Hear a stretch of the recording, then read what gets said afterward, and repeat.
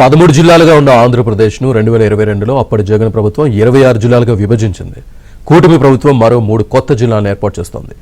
ఈ కొత్త జిల్లాల సంగతి సరే, జగన్ ఏర్పాటు చేసిన 13 పాత జిల్లాల పరిస్థితి ఏంటి?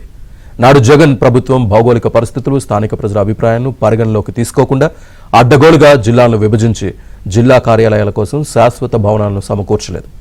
వాటి నిర్మాణానికి నిధులు కేటాయించలేదు. కనీసం స్థలాన్ని కూడా సేకరించలేదు. హడావుడిగా 13 కొత్త జిల్లాలను ఏర్పాటు చేసి వదిలేసింది.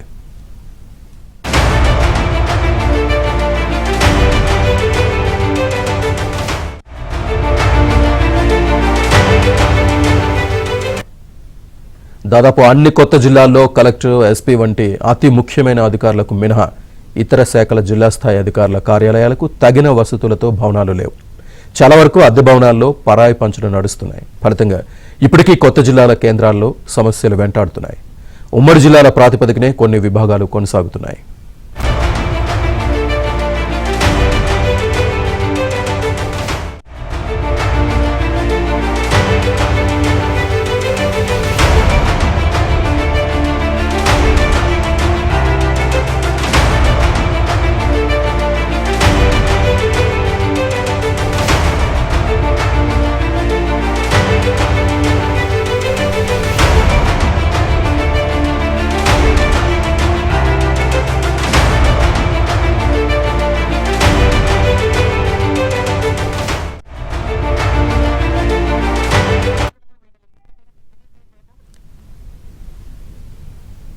ఉమ్మడి కడప జిల్లాలో సమస్యలపై మా కడప జిల్లా ప్రతినిధి శ్రీనివాస్ మరింత సమాచారాన్ని అందిస్తారు.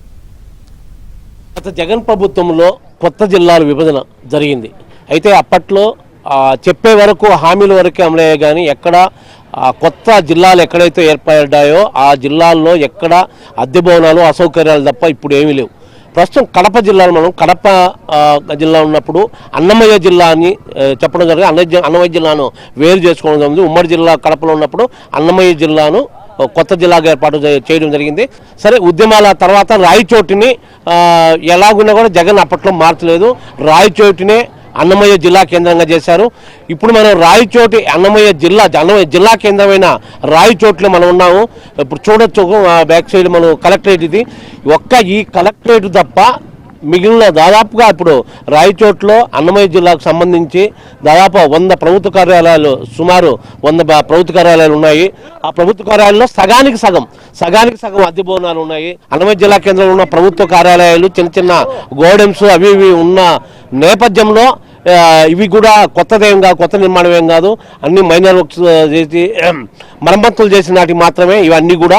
సో జగన్ చెప్పిన అప్పట్లో సీఎం జగన్ ఉన్నప్పుడు మొత్తం ఇక్కడ 100 కోట్లతో అభివృద్ధి చేస్తాం, వ్యయంతో అభివృద్ధి చేస్తామని జిల్లా కేంద్రాన్ని అని చెప్పడం జరిగింది. అయితే ఇప్పుడు రాయచోటిలో ఉన్న అన్నమయ్య జిల్లా కేంద్రం రాయచోటిలో ఏ మాత్రం అభివృద్ధి అనేది కానీ అరకొన వసతులు ఎక్కడ చూస్తే వసతులు, ఏ ప్రభుత్వ ఆసుపత్రుల్లో వసతులు లేవు.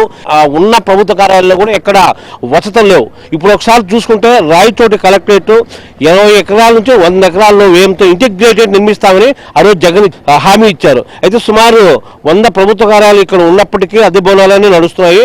మెయిన్ ప్రధానంగా తీసుకుంటే కానీ RDO office, sub register office, ICDS, mining, civil supply, తూనికల కొలతలు, Stree Shakti, labour office, DPRO, DEO, Sarva Shiksha Abhiyan అవన్నీ కూడా మొత్తం అద్దె భవనాలనే నడుస్తున్నాయి.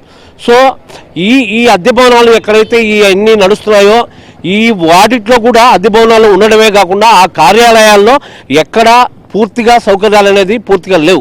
అన్ని అసౌకర్యాల మధ్య ఉన్నాయి. సో ఇప్పుడు కూటమి ప్రభుత్వం వచ్చిన తర్వాత ఇప్పుడు కొద్దిగా చేసుకుంటూ వస్తున్నారు. మొత్తం అయితే అన్నమయ్య జిల్లా కేంద్రం రాయచోట్లో మొత్తం అద్దె భవనాలు నడుస్తున్నాయి. ఆ అద్దె భవనాల్లో అసౌకర్యాలు ఉన్నాయి. ఎలాంటి సౌకర్యాలు కూడా ఇప్పటికీ లేవు. సో మొత్తం మీద జిల్లా కేంద్రంలో ఉన్న బయట ఉన్న అద్దె భవనాల్లో ఉన్న కార్యాలయాలకు ప్రజలు వెళ్ళాలంటే తీవ్ర ఇక్కట్లు పడుతున్నారు. ఎందుకంటే ఒక ఆటోలో వెళ్ళాలంటే 100 రూపాయల పైన అడుగుతారు.